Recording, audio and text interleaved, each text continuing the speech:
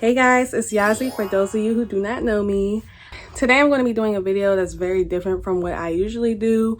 I'm going to be talking about the whole topic going on right now with Mielle Organics and them selling out. So yeah, I'm going to be doing a video basically on that, and I'm just going to be saying my opinion on things and just kind of giving commentary on the entire situation. But yeah, y'all, I literally just threw this wig on and everything because I was just trying to hurry up and get this video done while it just happened. So yeah, anyway, so the owner of Mielle Organics is Monique Rodriguez. I know I did not pronounce the last name correctly. Fight me. Don't fight me, y'all. Don't fight me. But yeah, she's the one who founded the brand and created the products and stuff for the most part. I was reading that her husband also helped her, but I think he was probably more so helping her like packaging things and like distributing stuff. I don't know if he was actually like behind the scenes with her, helping her create the products. I think it was mostly just her. So yeah, she's the owner. Apparently she started the brand in 2014. It started taking off some years ago. It went viral at one point a couple years ago. I don't know what year it was, but like the natural hair community was kind of raving about it and really loving it. So yeah, it had already had like a viral sensation not too long ago, but it was mostly just in the natural curly hair community, not worldwide, like all textures. The whole all textures thing started, I believe articles are saying about 3 months ago. A white woman made a post on TikTok about her favorite products of 2022, and she mentioned the Mielle Organic rosemary oil, I believe, and she basically said it made her hair grow tremendously in a short amount of time. And that's when it really went crazy. Like, okay, so I looked up a thing. I think her name was, I can't really, okay, look, the pronunciation, I'm probably gonna butcher it, but I believe it's pronounced Alex Earl. This white woman right here made a video about the oil. It wasn't a bad video. She was basically just raving about it, and that's when a lot of the white community started going to stores and Amazon and basically buying the oil in such big numbers. And I don't mean people were like buying a whole bunch of them. I just mean like so many people that weren't of color were buying the oils to the point where it's sold out in a lot of places, and also the price went up on Amazon.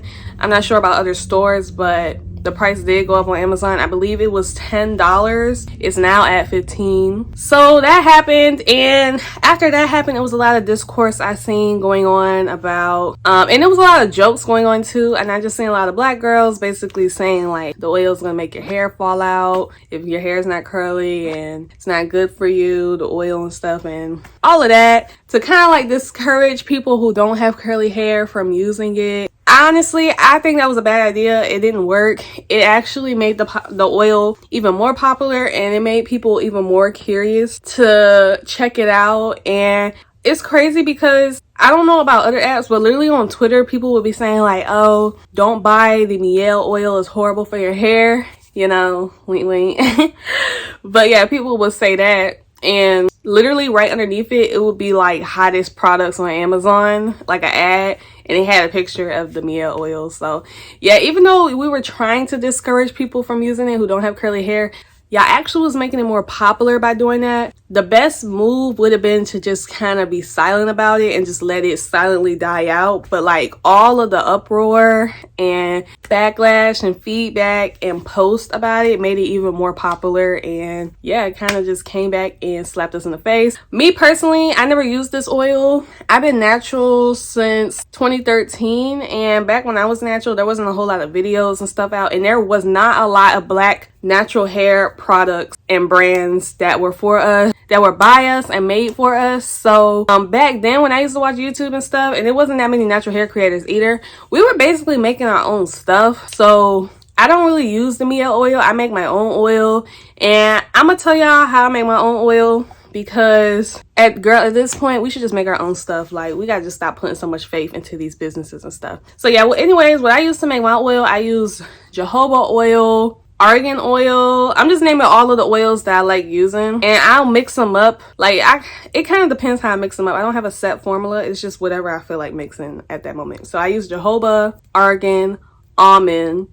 Olive oil is very, very good. Alma oil, that's like an Indian oil. It's right here. They really love that oil, and I love it too. And there's also this other oil that I use sometimes, but I can't tell you the name of it just because like it's really hard to pronounce, but it starts with a B and it's really long. I'm gonna just put a screenshot of it right here. I like that oil too. And yeah, pretty much I like pretty much all oils except for coconut oil. That's the only one that really sucks in my opinion, like doesn't work good on my hair at all. But yeah, you just can mix them together to your own discretion. And as for the rosemary oil thing, honestly, you can buy your own rosemary, peppermint leaves, and just make your own concoction for your hair.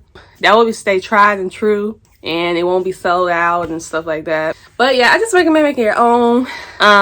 I've been seeing all of the discourse I've been seeing on the company. I agree with some things, I disagree with some other stuff. I do believe that talking about the brand, even though some of y'all were trying to discourage people from buying it, that was a bad move because it made more people want to buy it. So that was a pretty bad idea. I didn't agree with that.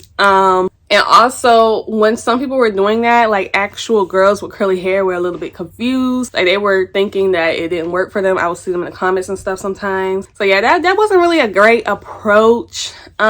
If we were going to speak out about it at all, the best approach would have been to educate people who have thinner and not curly hair on why they shouldn't use the oil, or why it wouldn't be a good hair choice or option for their scalp. We should have went that route in educating instead of like being sarcastic and trying to be funny and stuff like that. Because I mean, I know it was kind of like in good faith, but y'all made people with straight hair want to buy it even more. Like y'all made them even more curious, to be honest. So yeah. So anyway, that happened, and a lot of people were upset because basically it being sold out meant that people like me and you who have curly hair and like oils and stuff, and who more specifically would actually use that oil a lot and it worked really good on their hair, they were without it because all these people wanted to just come and try it. And then the crazy part would be like a lot of girls with the straight hair, they'd make videos saying like the oil was too thick and like it made their hair greasy, or like their hair was falling out, and it just overall wasn't good for their hair. So now they're wasting the oil, and people who actually use and need the oil can't get to it because people who don't need it are buying it and wasting it. And then it being sold out at stores also, like girls will have to go out of their way to like drive to different places to try and find it, or you end up having to get it off of Amazon, which there's a wait for that. Like you gotta wait for shipping and stuff, which not everybody wants to do that. Not everybody wants to online shop.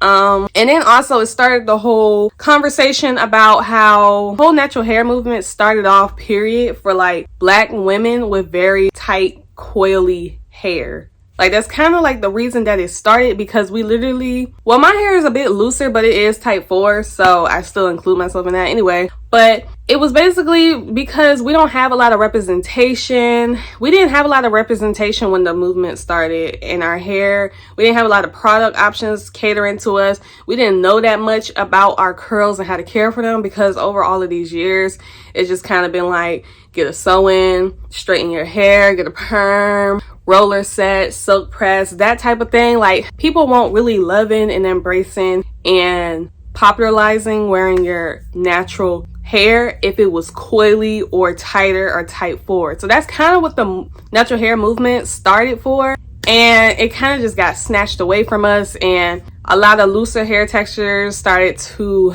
implement themselves into the movement, which wasn't a bad thing until they literally took over. And now they are kind of like the face of the movement. And once again, girls with tighter curl textures are underrepresented and pushed to the back. So yeah, like just like that. And then like how product lines will come out for us, like for our hair types that cater to our needs and the wants of our hair. And then they get big, and then we end up liking the brand. We buy the products, we use them, we're attesting to how good they work. And then they turn around and all of a sudden either the company has sold out, changed the formula to either be cheap or to start catering to looser, straighter hair textures, which kind of just defeats the whole point of what the line started for. And yeah, it's just a common trend that happens a lot. So like, I understand the frustration when people seen what was happening with the oil. It might seem any problem to most, but it just kind of dives into a bigger issue. Everybody was worried, you know, that due to increase in people with straight hair buying the product, for one, that's going to create more money because there's more people with, you know, looser hair textures, rather than the white community is basically bigger than the black community. So their dollar is going to be more. So if from a business perspective, if, you know, you see you're making more from this audience than this audience, more than likely you're going to start trying to lean towards and cater for this audience. And that's what a lot of people worried about with the oil, that all of these girls with straight hair complaining that it's heavy and making their hair fall out and yada yada yada, and saying that it's not that great, might cause the formula to change to cater more to their hair, which is the exact thing that happened with Shea Moisture. And I think it happened with another brand. I think it happened with a lot of brands, honestly. Like, you can go down the list and pretty much dang near every brand I'll name, they've been taken over by some type of bigger white corporation, and the product quality has drastically went down and formulas have been changed, unfortunately. I used to be an avid Shea Moisture user, and I was really sad when I had found out that they had sold a lot of their company to a bigger corporation that was not black, that was white. And shortly after that had happened, the quality of the products went down. It wasn't working on my hair anymore. It wasn't as heavy. It wasn't moisturizing my hair and yada yada yada. It was just, yeah, like you could just tell the formulas and who they were catering to just kind of shifted. And then they started making commercials. I know y'all probably seen them. I might try to put it right here if I can, but yeah, then they started making commercials and they were including a lot of white people and trying to basically fit them into the natural hair movement. Like, you know, they try to fit them into like one of the purposes of the natural hair movement, which is basically, you know, the hatred we have for curly hair due to our history in the past and stuff that happened in the past that just caused us to have to assimilate into white culture.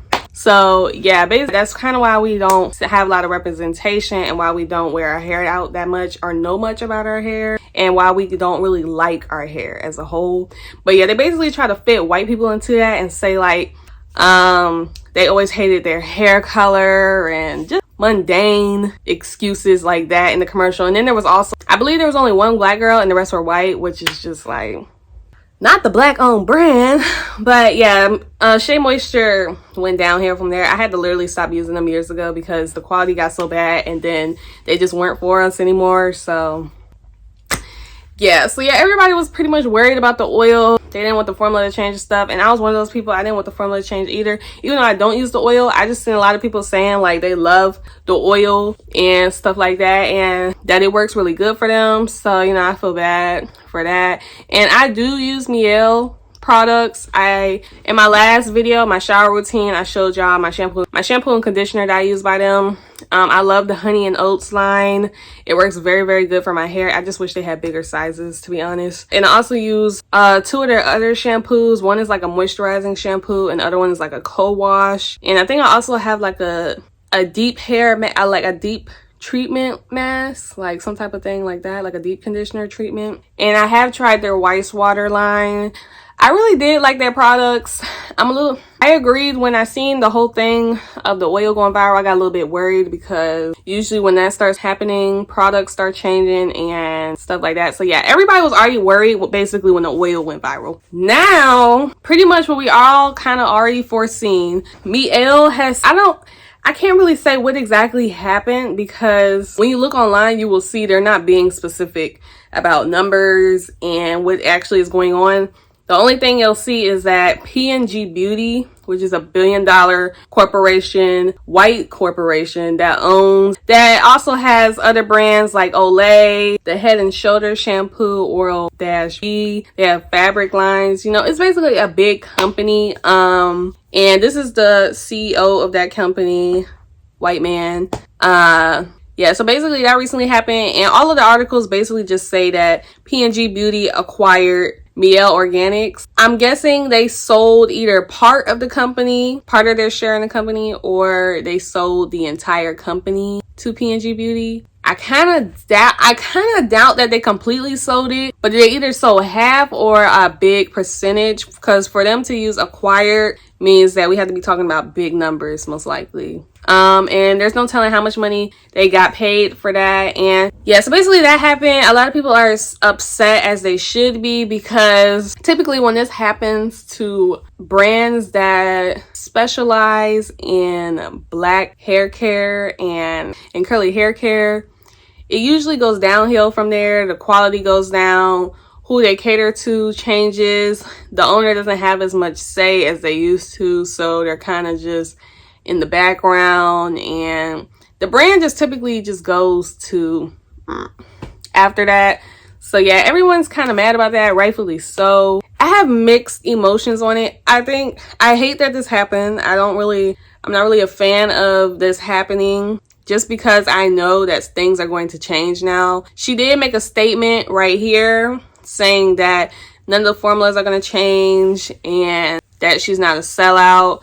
I'm gonna leave it right here, and I'm gonna read it later on in the video, but I'm gonna just put it right there so I can read it. But yeah, anyway, so yeah, she did say it's not gonna change, but we all know that most likely it is, because the bigger a brand gets, like in general, like generally speaking, the bigger a brand gets, they try to cut corners and cut costs, and they use less of quality products in order to do so, and the quality goes down. Like it kind of has to go down if you want to make more money. We live in a capitalist society, so I'm not really surprised. I think honestly, we have to stop putting such high hopes and this certain level of admiration and emotion into these brands that pretty much start off catering to us, because they never like, once they get a certain level, they never just keep catering to us. It's always like broadened and stuff starts changing. But anyway, we have to stop like doing that, because, you know, we have to realize that at the end of the day, no matter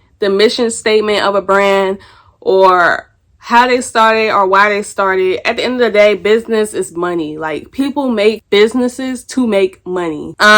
Yes, they do it for reasons that make them happy and for values that they care about. Like my brand, I care about how there isn't a lot of black representation on clothing. These are my outfits that I made. So that's what I do. I basically make clothing with black girls on it, and that encompass the culture of black women that's not really talked about that much, because, you know, the world just kind of groups black American culture as a whole into American culture, period, and they kind of act like it's just a trend and don't acknowledge that it's actually our culture that we've been participating in way before social media. But, you know, that's a whole conversation itself. But basically, you know, my brand, it encompasses all of that. But at the end of the day, you need to make money. Like, when you make a business, the goal is to make money. And I feel like when you hit a certain status in the business world, it's like, business-wise, she made the best decision for her brand,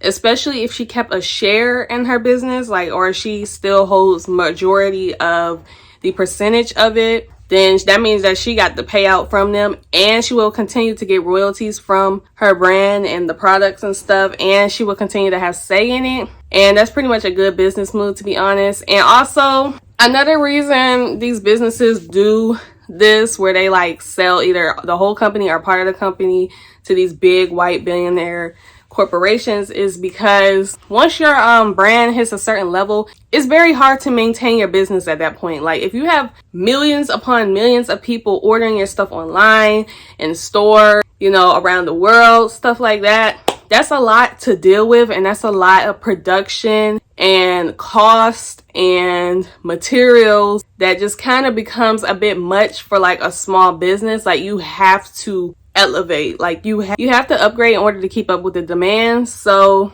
realistically, I've seen some people saying that she could have just hired like Black employees and stuff. She definitely could have done that, but it would have been harder to do that. And most business owners, I mean, at the end of the day, like I said, it's about money and time. They want to be spending way less money than they're getting back. So it's just kind of, you know, it's just hard to do that as a small business on your own, but it's definitely possible, I believe. And the reality of it is that like a lot of Black brand, these billionaire corporations, none of them are Black, at least that I know of. It will be very hard to find a corporation to fund you and help you elevate your business in the way that you need to if you were to try and find specifically a Black one. And y'all know the history of that pretty much, because we've been held back and we don't have the advantages and time to have built such big empires. You know, Black community, we were very set back from the jump, so we're just very behind. So yeah, I kind of understand why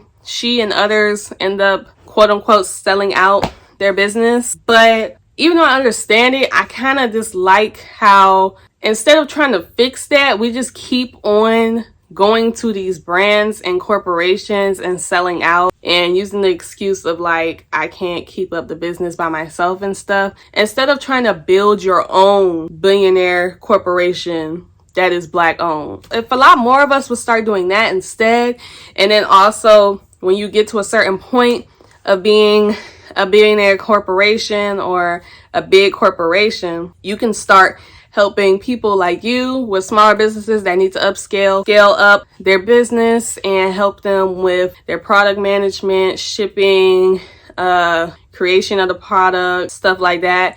And then you can just keep building an empire and yeah, basically just help dismantle the fact that the only billion-dollar corporations for real are white owned. I wouldn't say though, like, even though I wish that we would do that, it's not as easy as it sounds. That is very hard to do, which is why it hasn't really been done. I think it's nice on paper, but it's hard to actually carry out, if that makes sense. I think people who already are at billionaire status, who are very wealthy, like Beyonce. I know Kanye West is a hot mess, but Kanye West, just like that. I think people who have like a very high amount of wealth who are Black, they should be the ones to start the corporation to help put other Black businesses on the map, and so that we can build in our own community and create a certain level of security and excellence in our own communities, instead of having to, once we get a certain level of success, we have to go to the white corporations. Even though if that's what you want to do, I mean, that's what you want to do, but I'm just saying a solution will possibly be for like wealthy Black folk to be the ones to start that, because they have the means, the money, and they know enough people to be able to put themselves on the map and create that. So yeah, I know a lot of people are mad at her, but realistically, like, she was just getting so big to a point where she's going to need like more help. When you're running a business, it's not just you. Like, even if you have a small business and you claim that you run it by yourself, unless you're literally like creating, like, let's say like you got a natural hair brand, unless you're literally like buying the nut that creates shea butter and doing everything you need to do to turn into an oil, and then, you know, putting it like in some type of jar and creating basically everything from hand, you're most likely outsourcing something in your business. And whatever you're outsourcing, other people are creating it and giving you labor in order to create whatever it is that you're ordering. So like, yeah, like, if you have a business, it's not just you. You do need help. It's dang near impossible in our society to completely run a business on your own, like do everything. Like, even if you make your own shirts, like you got the little press, if you're outsourcing your shirts, like you buying them in bulk from another brand, other people have to sit there, create, sew, and send you your shirts. So yeah, I mean, all businesses, you need help. And when you reach a certain level, you need a lot of help and a lot of funds and a lot of knowledge. And unfortunately, the only companies that really have it is big companies who are white, unfortunately. So yeah, I'm going to go ahead and read her statement because that goes into my next part. Okay, so I'm going to put this on the screen as I read from my iPad. Basically, she posted this that said, Melvin is her husband, I believe. He helped her, like I said in the beginning of the video, he helped her basically when she was first starting out and stuff. I'm assuming that he helped her like package things and stuff like that. I don't think he actually helped in creating the formulas that she did. So yeah, anyways, that's a little backstory on him. Melvin and I will remain the CEO and COO of Mielle. Mielle will still remain Black-led and operate as an independent subsidiary. And we are committed to providing opportunities for Black leadership in our company as we always have. Every Black entrepreneur should be able to scale and have access to opportunities to grow and expand their business like any other culture, without being labeled as a sellout. This is not a sellout. This is a sell up, a level up for our community. This is growth. When we have more, we can do more to give back and uplift our community. We can create more businesses in the community and allow them to grow and scale and not feel bad or ashamed about it. It is a win for our community when businesses have the opportunity to grow, scale, and expand. Basically what she said, I do think that this is an upgrade for her company, for her personally, but I don't know, the sell up comment instead of sell out. I mean, that's just kind of, it's a sell up for her, not really for us. A sell up would have been for her herself to try and build a Black owned foundation to where she reached a certain level, like the corporation that she is now acquired by. I don't know what that means, but like, I don't know how much of the company or proceeds they have from Mielle Organics. But anyway, yeah, it would have been a sell up if she somehow figured out how to become like the company that is acquiring Mielle Organics. That would have been more of a sell up and a hit for our community, because then from there on, her brand could help other brands upgrade, expand, and scale. So yeah, I don't know, that I disagree with that part, but I do think I don't know, this is like really a slippery slope. Like, it's just sad to see like yet another Black brand. I'm just gonna put, you keep using quotations because I don't know, they're saying they're still CEO and it's still Black led. I guess it's not Black owned anymore. But yeah, I just feel like it's a slippery slope. It's just sad to keep seeing Black brands that come out for us and cater to us, then reach a certain level of viralness, and when they start to reach other audiences, in this case with straight hair, all of a sudden the values change, and suddenly they're being sold, they're selling the company to other big white companies and it's no longer Black owned. And then typically the formulas change. I don't think the formulas change always just to cater to straight hair. I think sometimes the formulas change just simply because it's a business and you want to make the most profit. So to make the most profit, you need to have the lowest cost possible. Your costs need to be drastically lower than your profit. So yeah, I think sometimes the formula just changes just because they're simply just being cheap with the quality of the products, just so that it can be cheaper and at the end of the day, it can make more money. But yeah, it's just sad to keep seeing that. I'm not an avid Mielle Organics user, but I did use their products and I did like it. I really hope that they do not change anything. We're definitely going to notice if they do change something.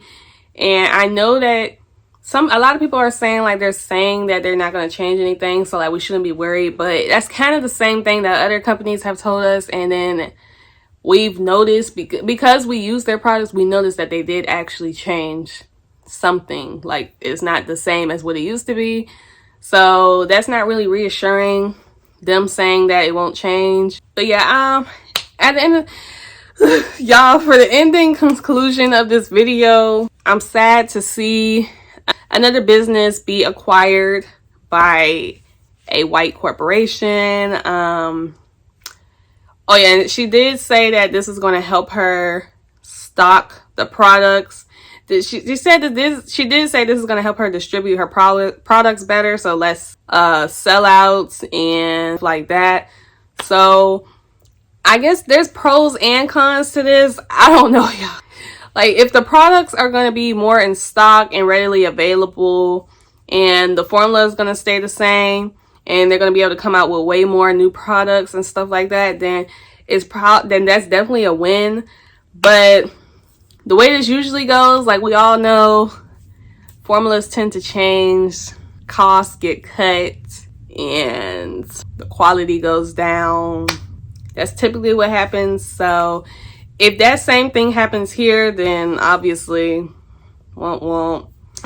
But yeah, I personally won't be buying from them anymore. Just my personal opinion. I don't want to buy their products anymore. I don't feel as strongly for them as I used to feel. Not that I ever felt really that much strong. Like, I don't feel that strong of any brand, but y'all know what I mean probably. And yeah, at the end of the day, this is the conclusion of this video. At the end of the day, we have to stop placing so much value and admiration on brands just because we like the values that they say the company has, and we like that they quote unquote cater to us, because at the end of the day, a business is a business. It's about making money, and wherever the money resides is where the business is gonna go most of the time. When you start making a certain amount of money, your mindset overridden by how much money you can be making. So yeah, just keep that in mind when y'all praise these businesses and just give them too much worth than what they're actually worth. And I think people just think that it sucks because we already, as a natural hair community, like us girls with curly hair, especially kinky curly hair, like tight curls, we already don't have that much selection, especially if we're talking about in stores. Online, we might be able to find a couple things, still not that much, but like mainstream in stores, readily available, very hard. It's not a lot of options to choose from. Shea Moisture is still pushed down our throats, even though a lot of us do not use them anymore at all because the formulas are just nowhere near the same. Like, it just went down badly. And yeah, we just don't have a lot of options. We already have a very small section on the aisle, because I seen somebody make a comment like we have multiple aisles, and that is not true. Most stores I go to, there's only like one aisle for natural hair care, and it's usually not even the entire aisle. It's just a section of that aisle, and then they be having the nerve to like lock our stuff up and stuff. That's a whole nother topic for discussion. But yeah, it's already hard enough to find readily available black hair care products that actually do work good and that are black owned. And yeah, to see such a big one pretty much just kind of go at this point, it is disheartening. And I hope that just somehow we can reach a better, I don't know, I just hope that it gets better at the end of the day, y'all. At this point, products that I still do use and recommend, I like Aussie Moist. It's not black owned, but it's very good for our hair, and it's very good on my hair and a lot of other curly girls' hair, and it's very cheap. So I really like Aussie Moist. I also like the Native brand. The Native brand shampoo and conditioner is actually pretty good. I really like the cucumber mint one. It feels very nice on my hair and scalp. And another brand that I really like that is black owned, that you can kind of find in stores and stuff, is Melanin Hair Care. My only problem with that brand is that they're always sold out. Her products are very good. Whitney's products are really good. Melanin Hair Care, I definitely recommend them. As soon as they're in stock, I'm buying the entire line. I want the oil, the leave-in, the mask, and the shampoo. And I possibly might do a video on that, honestly, if y'all want to see it. But I also got this from my local beauty supply store. It says Nature's Blessings hair food. It smells really good, and I usually put this on how my hair looks underneath this, my braids. It makes it really soft and my scalp feels good for a long period of time. I like that. As for the other stuff I use, I pretty much make my own stuff. I can do videos on that, on how I make my flaxseed gel, my hydrating hair sprays, like for my scalp to hydrate my hair before I oil it, and like my hair oil that I put on my hair every night.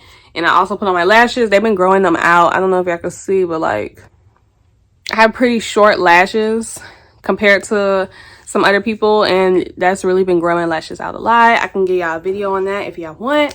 But yeah, that's the end of my video.